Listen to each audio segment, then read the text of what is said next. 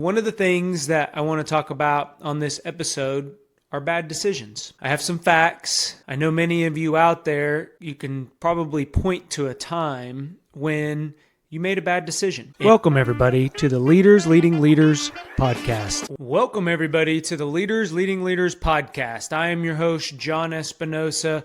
I really appreciate you joining me today.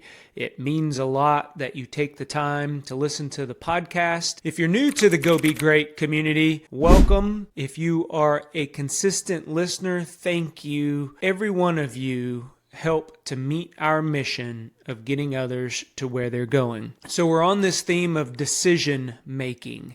And one of the things that I want to talk about on this episode are bad decisions. I have some facts. I know many of you out there, you can probably point to a time when you made a bad decision. And it may be that you had bad information. It may be you were just off that day and your judgment steered you wrong. So we're going to go over 3 facts that I have found in my bad decisions that I've made. Was thinking about the episode today, and I went back and I was journaling this morning, and I focused on my bad decisions. And I normally don't focus on the negative, but I wanted to take myself there in my mindfulness to make sure that I could talk about the 3 facts today in a way that hopefully will help you understand that bad decisions are a thing. It doesn't make us a bad person if we make bad decisions. Even people who have all the information sometimes can make a bad decision. So I want to help you today with these 3 facts. So when and if you make a bad decision, it may help. So fact number 1, good leaders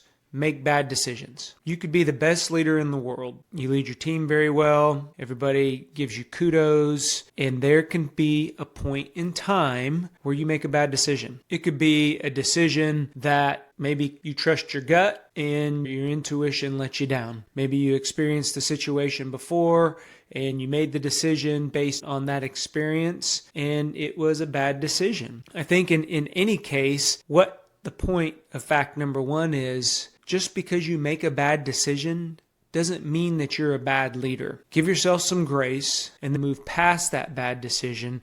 But fact number 1 is good leaders make bad decisions. That's bottom line. Fact number 2, just because you have all the data in the world doesn't mean that you're going to make a good decision. So in this time and age, we have data everywhere. There's dashboards. There are ways to export information, look at historical figures, survey results, whatever industry that you're in, sales, budget numbers, or how you did quarterly, it's all at our fingertips. It's easy to pull down. So we can get all that information and we can have everything in front of us and we can still make a bad decision. So let's think about that, because in the end, whenever you have all that information, you're pretty confident. At least I am. I have ability to look at a lot of different survey results in the work that I do.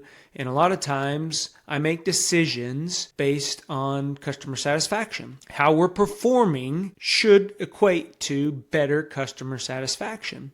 So when you make decisions around our processes and systems to ensure that that customer satisfaction stays or increases, and it's a bad decision and you may see a dip, what happened? I had all the information that I needed.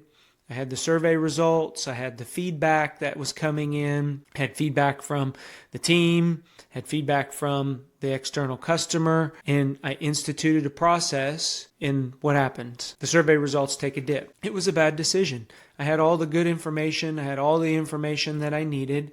But sometimes we still, as leaders, make a bad decision. So that's fact number 2. And then fact number 3, make sure you own your bad decisions. Don't blame. When you get in the blame game and start pointing fingers at each other, what happens? Morale goes down. The next time the decision needs to be made, that person may not step up when they have the information that could determine a good decision versus a bad decision. Own that decision as a leader, move on, and record that as a lessons learned. Put that back in your experience bank for the next time that you need to make a similar decision.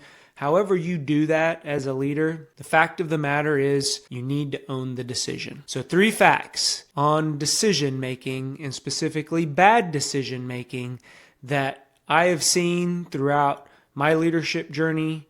I have seen others, whenever they make a bad decision, they get down, they blame themselves, or they blame others. They blame the information, even though they had good information, because that's the other piece to this. If somebody provides you good information and you blame the information because you made a bad decision, what happens? That person who provided that, they feel like you're blaming them, because they're the ones that provided that information. And then if you make a bad decision, and I would even go as far as when you make a bad decision, we cannot make good decisions all the time. You've heard me say, fail fast, learn from our mistakes, and then move on down the road. That's innovation in a nutshell. We can't innovate if we don't fail once or twice.